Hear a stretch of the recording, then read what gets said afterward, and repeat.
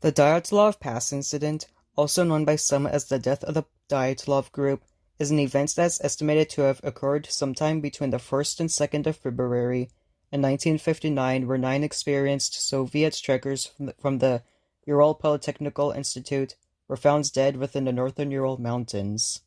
The group had consisted of Igor Alexeyevich Dyatlov, Yuri Nikolaevich Doroshenko, Lyudmila Alexandrovna Dubinina, Georgy, also known as Yuri Alexeyevich Krivoshenko, Alexander Sergeyevich Kolovatov, Zenaida Alexeyevna Kolmogorova, Rustem Vladimirovich Slobodin, Nikolai Thibeaux-Brignoles, and Semyon, also known as Alexander Alexeyevich Zolotaryov, with Igor apparently being the leader of the group.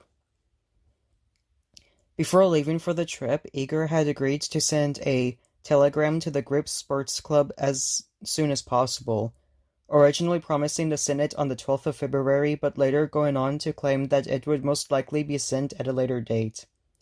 Once the 12th had passed and no messages were sent by the 9 trekkers, there was apparently no immediate reaction, since delays consisting of a few days were common with expeditions such as this one. But once the 20th of February came, relatives and loved ones of the trekkers began to demand for a rescue operation to be sent towards the group's supposed location.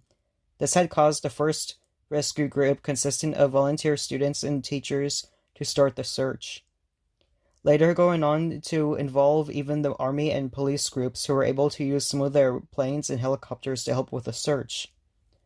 The trekkers' campsite was finally discovered on the 26th of February, but the discovery had promptly baffled the rescue group who had discovered it, as the tent was found to have been cut from the inside and half torn down, almost completely covered in snow. The only indication of the trekkers ever being there were their belongings and some articles of clothing, which were all left behind.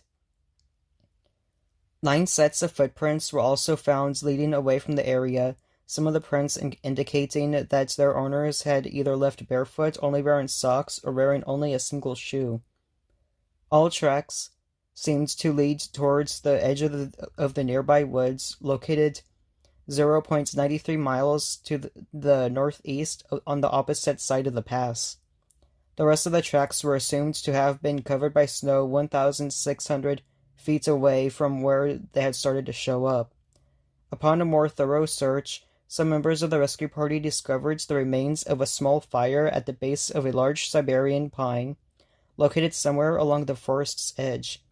Along with the remains of the fire, the first 2 bodies were found, those of Georgy Krivonozhenko and Yuri Doroshenko, both shoeless and in nothing but their underwear. Some of the branches leading up to around 5 meters up on the tree had been previously broken, suggesting that one of the 2 people had previously tried to climb up the tree, possibly in an attempt to get to a higher vantage point to look for the camp.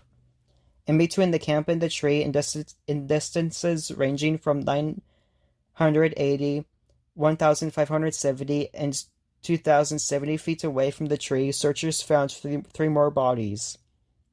Those of Igor Dyatlov, Zenaida Kolmogorova, and Rustem Slobodin. It took searchers until the 4th of May to find the bodies of Lyudmila Dubinina, Alexander Kolevatov, Nikolai Thibeaux-Brignoles, and Semyon Zolotaryov, all under 13 feet of snow, located in a ravine 246 feet further into the woods from the tree where the first 2 bodies were found. 3 of the bodies had apparently been found better dressed for the weather, but 2 of those bodies, of which had seemingly died first, were seemingly stripped of some of their clothing by the remaining 2 survivors in an attempt to keep themselves warm for a little longer. The body of Lyudmila Dubinina was also found with a piece of a torn jacket wrapped around her left foot and shin, so possibly in an attempt to form some sort of rudimentary bandage for an injury possibly caused by the group's frantic escape from camp. Upon further investigation of the campsite, some people from the search party were able to discover some journals and cameras left behind the 9 trekkers, all of which proved useful in aiding investigators to track their route leading up to the incident. Judging by their journals and cameras, it was later presumed that the trekkers had first arrived at the town of Ivdel by train early on January 25th. They then took a truck to Vishai and purchased and ate a few loaves of bread to keep their energy up for the following day. On January 27th, they began their trek toward Gora Otorten. Then on the 31st of that same month, they arrived at the edge of a highland area which they climbed before coming across a wooded valley which they took some time to store some of their surplus food and equipment to use on the trip back down. The next day was used to move through the pass, as they had originally made plans to get over the pass and set up camp on the opposite side. But they instead decided to head west to the top of Kolatsiakal due to the change in weather conditions. This is where they then set up camp for the night and also where the incident would soon commence. Later on, when all 9 bodies were taken in by investigators to determine the cause of death, many strange discoveries were made. For example, one of them is said to have been found with major skull damage, 2 with severe chest trauma, and 1 with a small crack in his skull, which seemingly came from an unknown source. Other bodily damages include 3 of them having damaged soft tissue to the head and face, 2 bodies having missing eyes, and 1 even missing his eyebrows and tongue.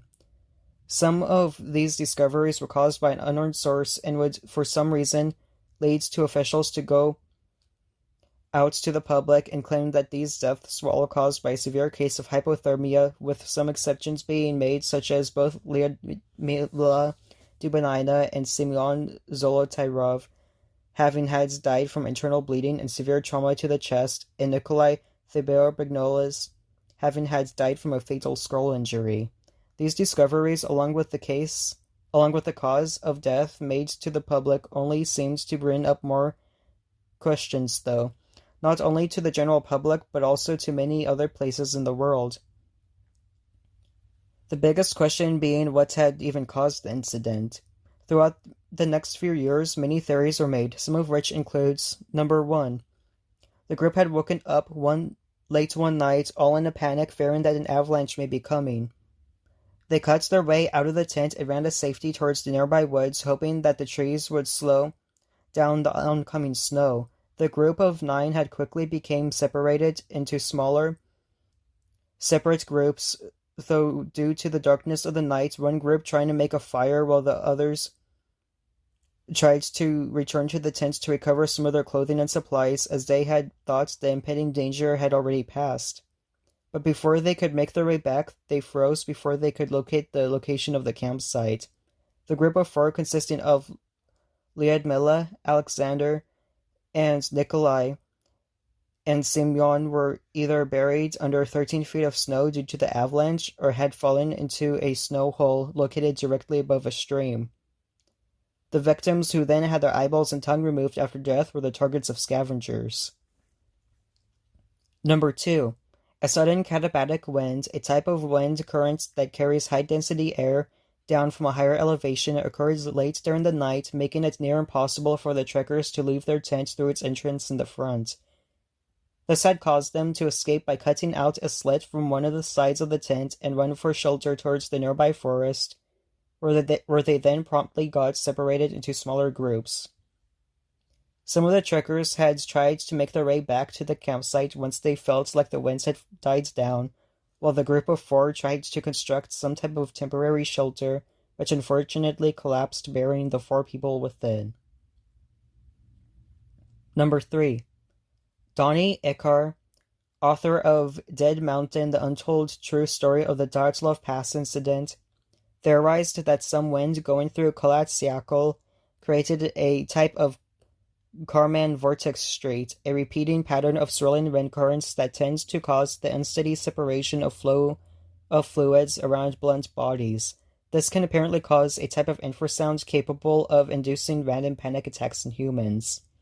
According to Eckhart, The infrasound caused by this Karman vortex street had made all the trekkers leave the campsite in a blind panic due to their growing physical and mental distress.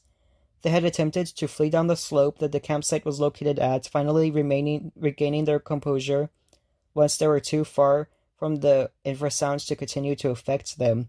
Realizing their mistake, the group split up into several smaller groups, some trying to make their way back to the campsite within the dark, while others tried to create a temporary shelter for the remainder of the night. The injuries inflicted on the 4 trekkers who were later found buried was simply caused by them stumbling over a ravine and landing on the rocks below.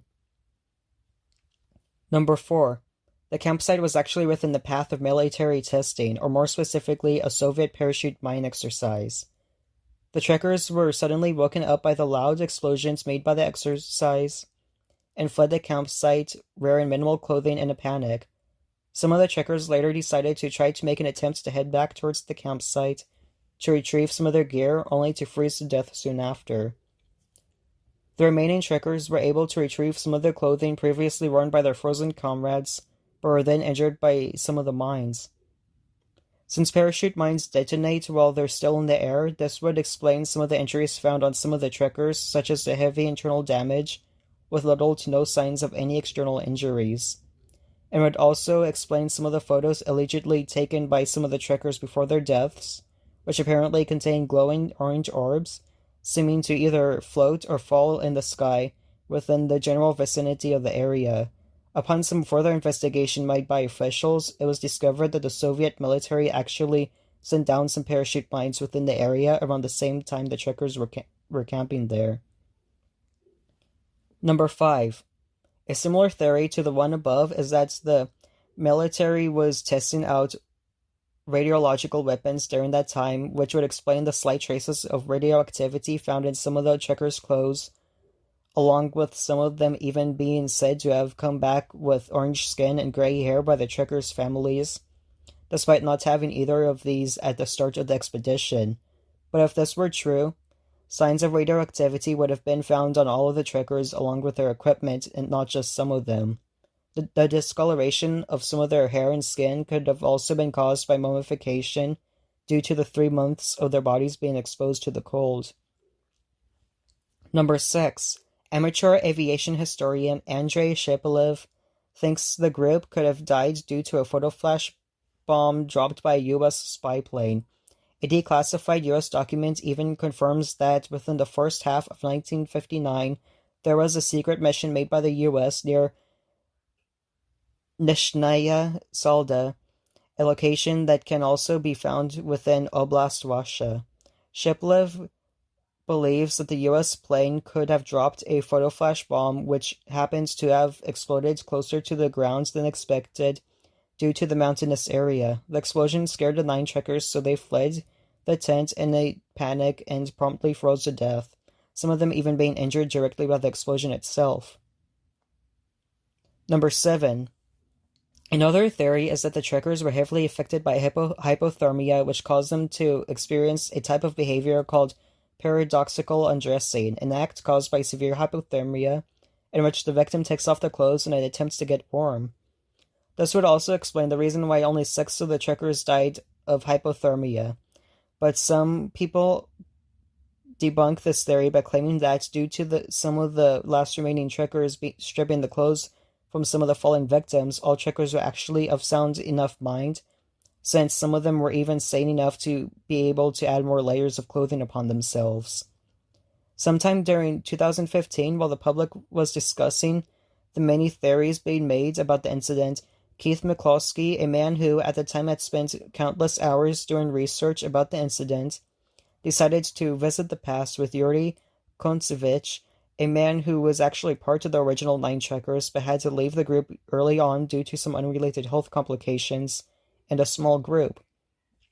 Keith then went on to record some of his thoughts about the area once the group had reached the site of the incident. They are: 1. There are several discrepancies in the distances recorded between the 2 possible locations of the shelter where Dyatlov, Kolevatov, Zolotarev, and Thibir Brignoles were found. One location was approximately 80 to 100 meters from the pine tree where Doroshenko and Krivonashenko were found, while the other suggests that the location of the shelter was so close to the tree that anyone within the snow shelter could have spoken to those at the tree without raising their voices to be fully heard. The second location is also stated to have a rock in the stream near where Dibonina's body was found, and is the more likely location of the two. However, this second location also has a topography that is closer to the photos taken at the time of the search in 1959. Number 2.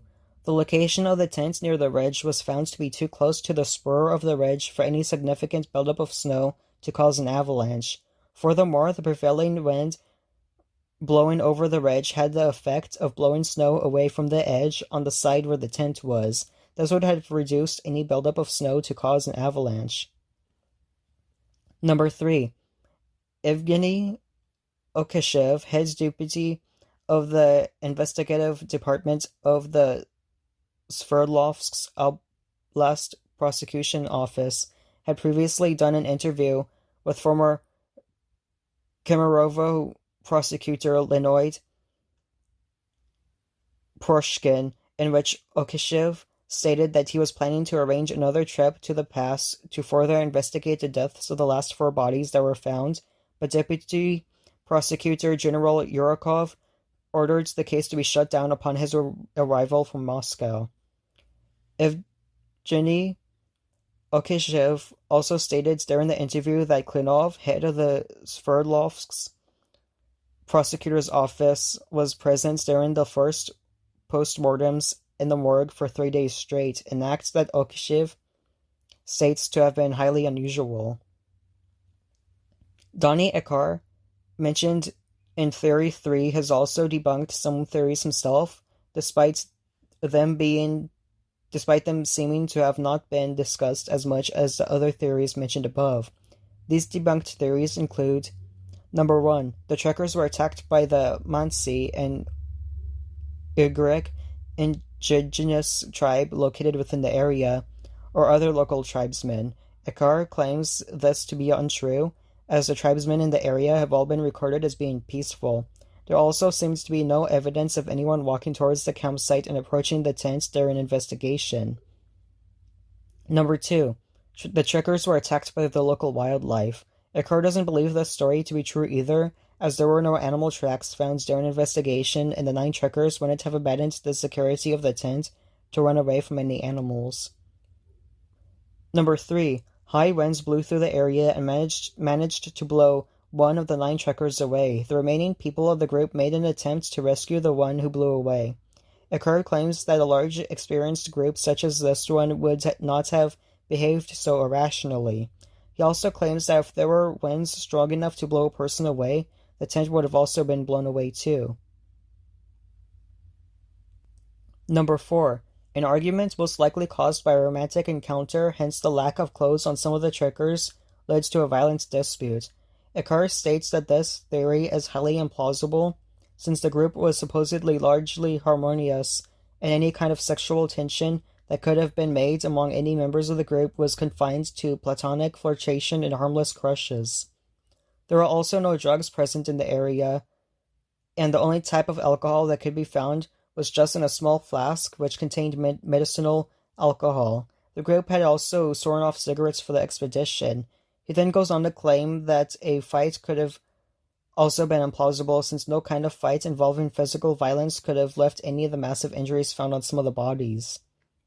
Other than Keith Mccloskey and Donny Eckhart, many other investigators have gone on to either debunk more of the theories or make their theories of their own, while a small group of individual investigators took the time to debunk the Avalanche Theory, which seemed to be becoming a widely believed theory among many people in the public. Their statements are as follows. The location of the incident held no obvious signs of an avalanche having taken place. If an avalanche did truly happen, it would have left certain patterns in debris distributed in a wide area. The bodies that were found a month after the event were found covered with a very shallow layer of snow. If an avalanche that was strong enough to sweep away the second party occurred, the first bodies found would have also been swept away as well. This would have also caused more serious and different injuries to the 9 trekkers in the process and would have also damaged the tree line. Over 100 reported expeditions to the region had been held since the incident. None of them ever reported conditions that might create an avalanche.